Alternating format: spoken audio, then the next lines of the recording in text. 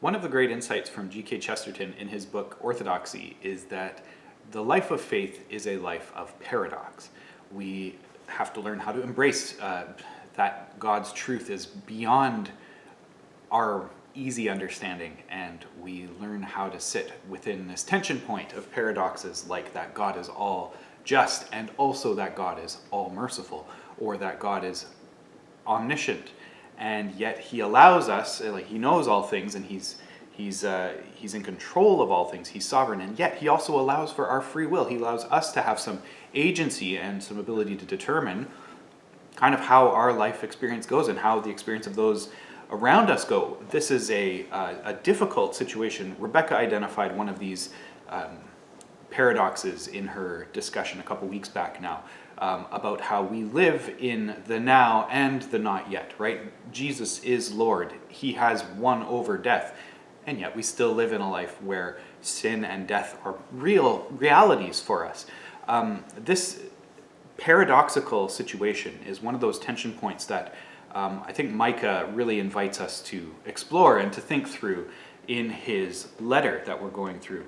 The particular issue that I kind of thought of when I was reading our text this week is the fact that Micah points out that we are having problems. When we look at the problems in the world, it's my fault. The problems in the world are my fault. They're your fault too. And we need a solution, and the solution is beyond either one of us or even our shared effort to put together. And that's I think that's one of the struggles with looking at life prophetically, is that the prophets invite us to look beyond ourselves to a God and to a reality that we can't always see the end of. We can't often even see like a few feet in front of us. And yet we put our trust for our problems, for our circumstances, into this thing that is beyond. That's a difficult idea, I think.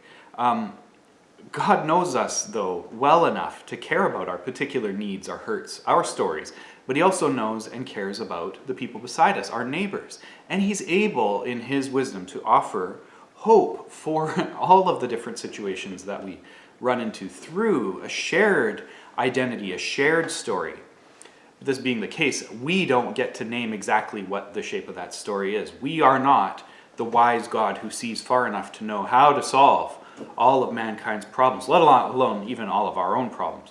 So what this means for us is that we're stuck putting our trust into solutions that we wouldn't have devised, that we might not even like very much, but that are in fact the thing that we really need. We end up putting our trust into the only wise God, that his personal action is also a universal action, that Jesus' death and resurrection is for you and for me, but it's also for all of us, right? The prophets put us in touch with this truth. They speak judgment into the specifics of our lives, to the sins with which we struggle, to the hopes that we put into the idols that we make, right? And they speak judgment over that, but the solution that they offer is one that is a little bit abstracted from our experience. We are asked to conform to God's plan and purposes. Let him address the problems in his way and in his time. So with this kind of preamble, before we get into our text today, I wanted to give you a table talk to think about this a little bit more. What do you do when you feel stuck in your circumstances, or when your vision gets bogged down in your present difficulties?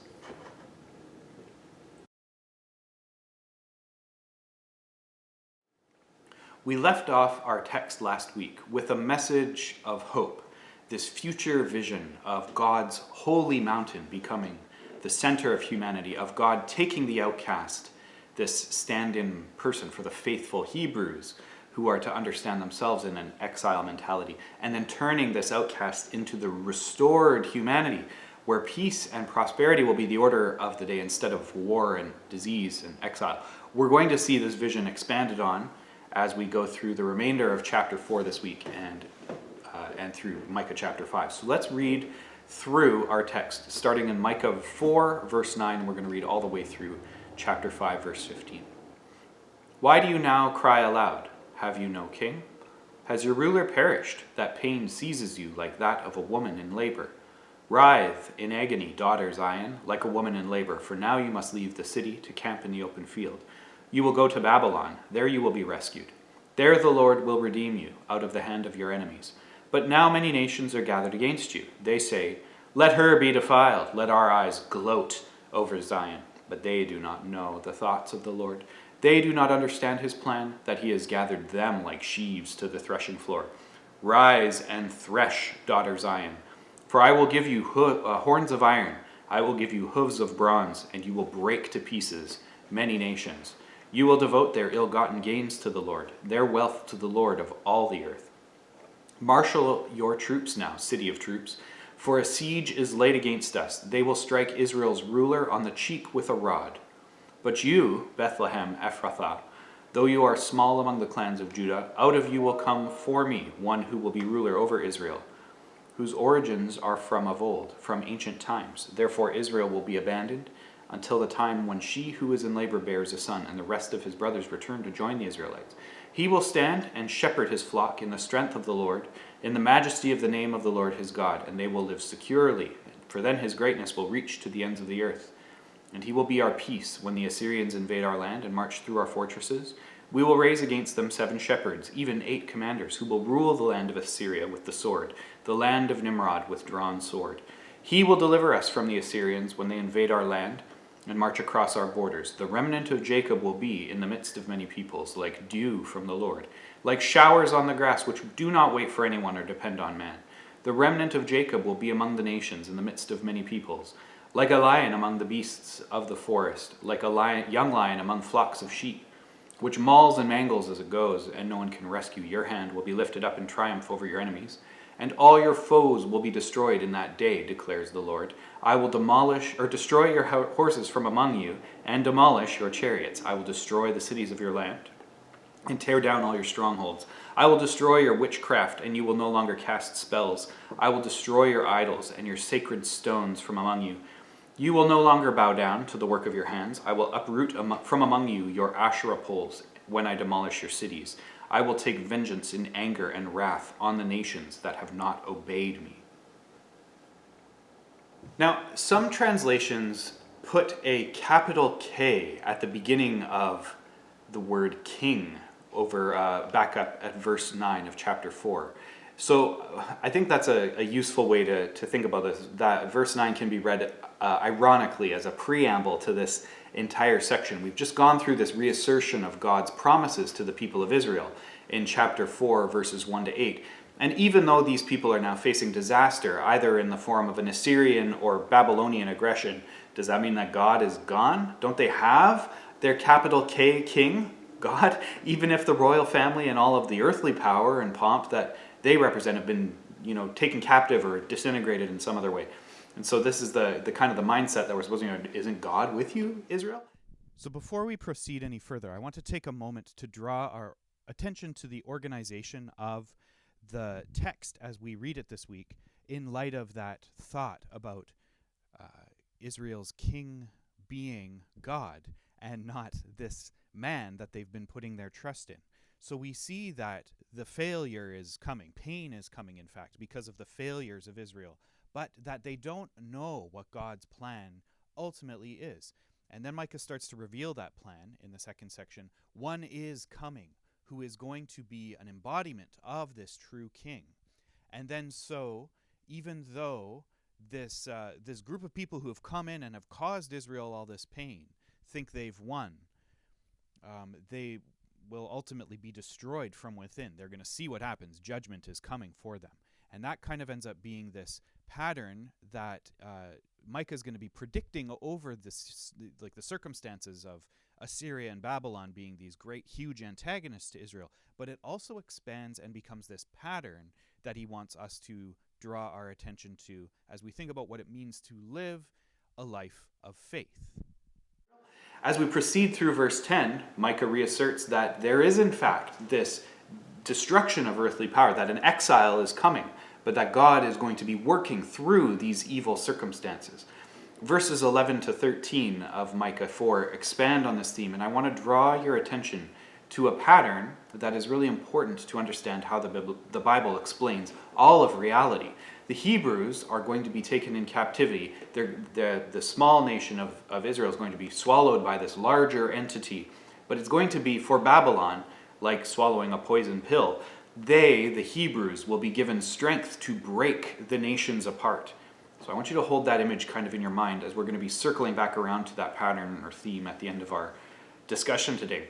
Before we go too much further, I want to give you another table talk question though, because you may have noticed in chapter 5 some messianic description in the middle of the text today. So I want to make this theme the next theme for our table talk, as we're going to be taking a little bit more time to explore this character of Messiah. But for now, let's give you a moment to discuss this table talk question.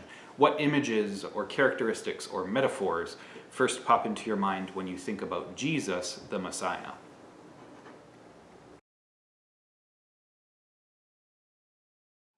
As we get into chapter 5, we see the theme of the lowly overcoming the proud that we've just seen in the end of chapter 4, explored more in more detail. Verse 1 shows how Israel, in its self-assuredness, is going to be struck, damaged, violated, right? Like the idea of the king being hit on the face with the rod. The ruler is struck with this implement or symbol of his power, right? The very symbol of his power is being used to humiliate him.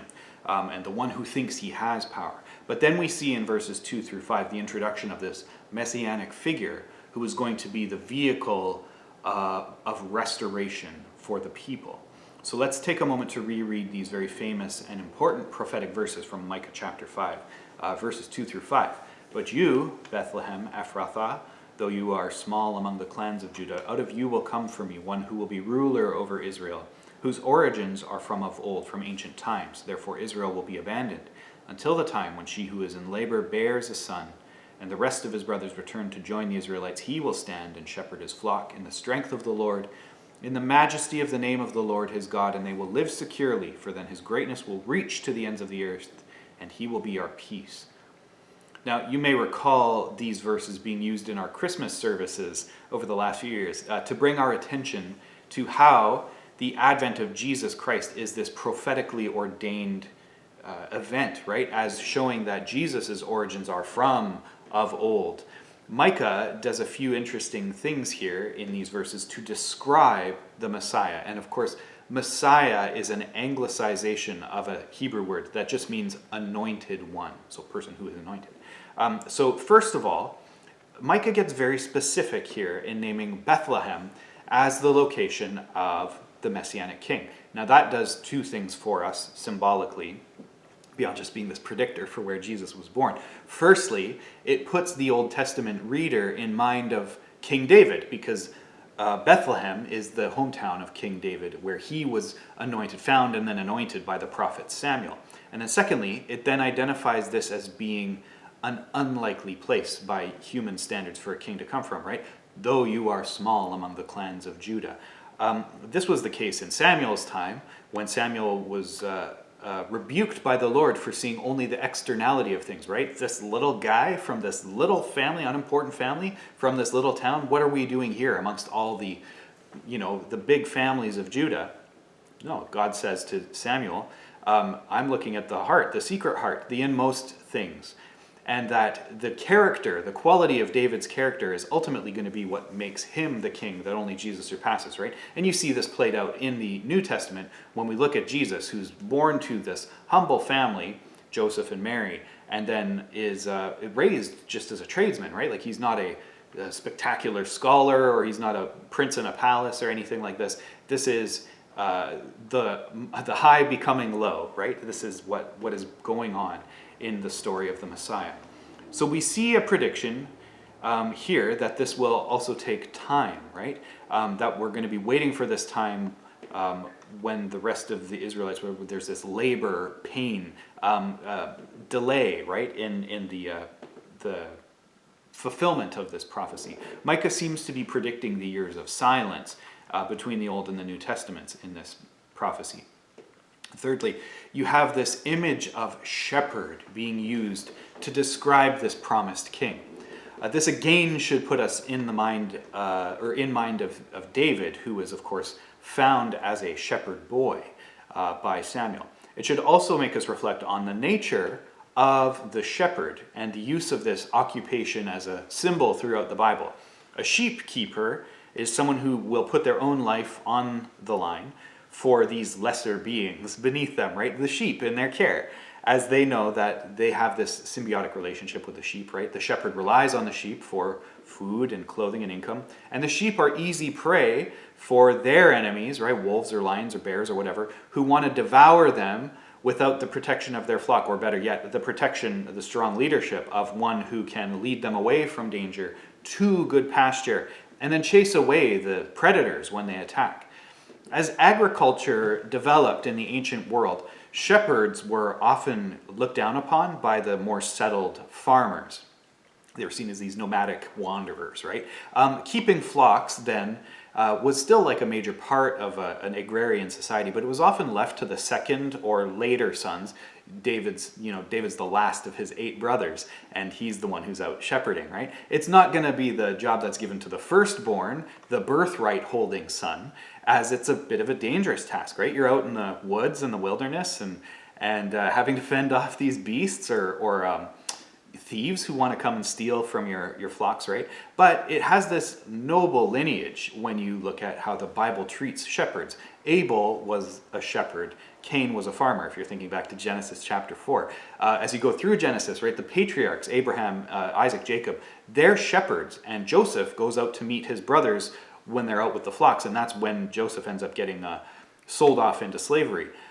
When you go further on in the story, Moses is spending his whole adult life as a shepherd, basically. First herding sheep for his father-in-law, Jethro, and then shepherding the Israelites out of Egypt through the wilderness.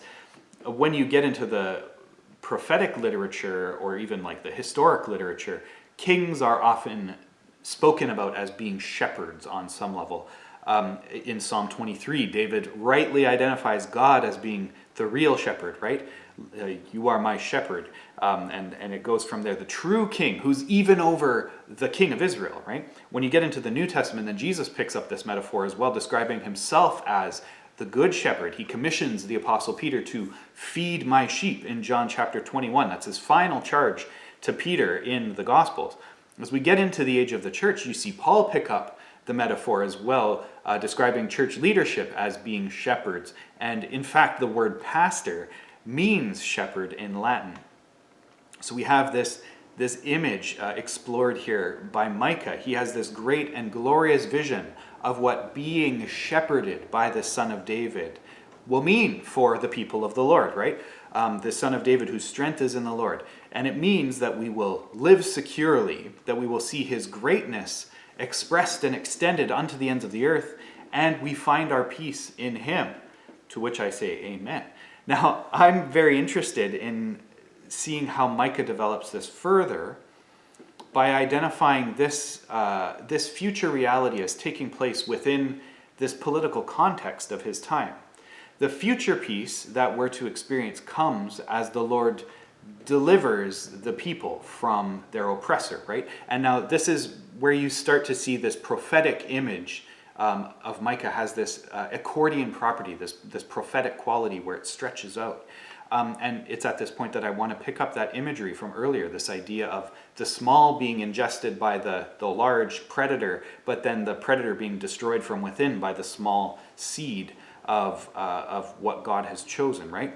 Assyria and Babylon are both very real places with very real histories, with very real military power in Micah's day, but they're also a stand-in for the nations. And you can see the way that Micah starts to slip kind of to this different phrasing as you go through the prophecy. You see a remnant of Israel, which I think you can actually read as being this expansive description to describe the Messiah, and then the people who follow the Messiah, who are placed in the midst of many peoples from Micah 5 verse 7, or among the nations from Micah 5 verse 8. And they, or we, end up getting to participate in God's wrath against these systems of evil that are represented by Assyria and Babylon.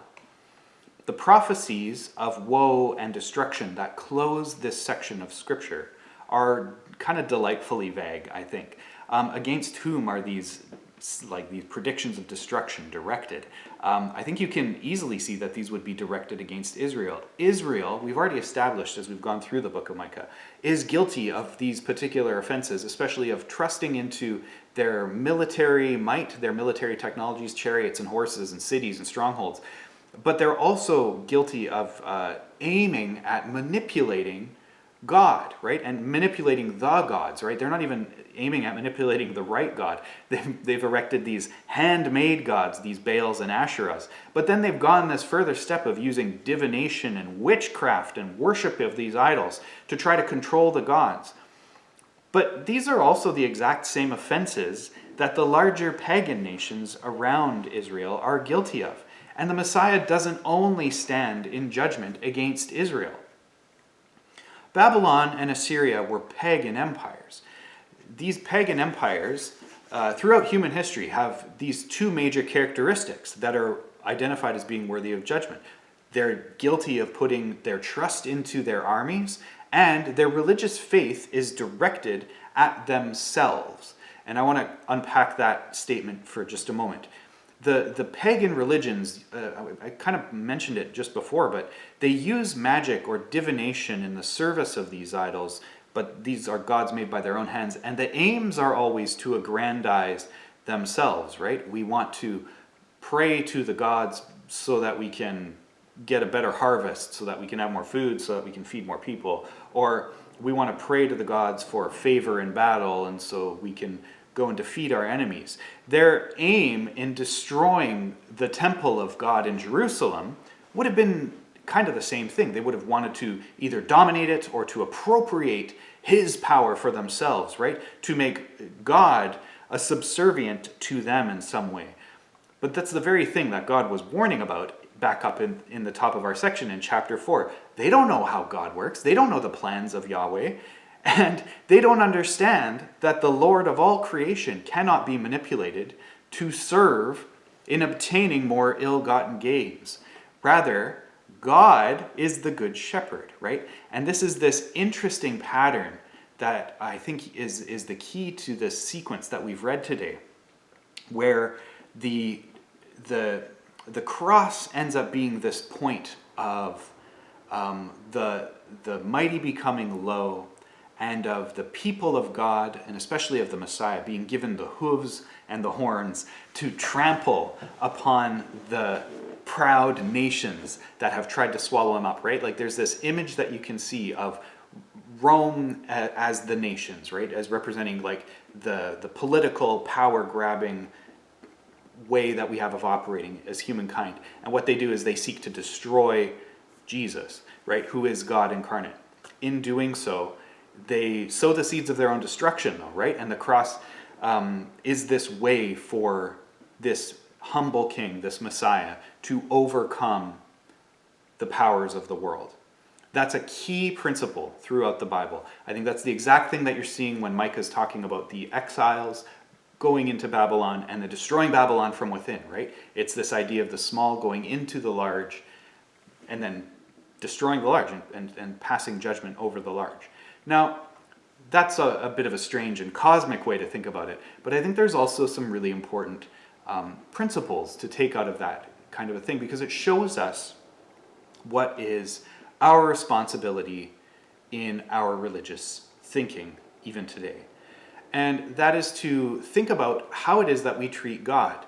Do we aim like a pagan to put God in our service and to pray him into like doing our bidding?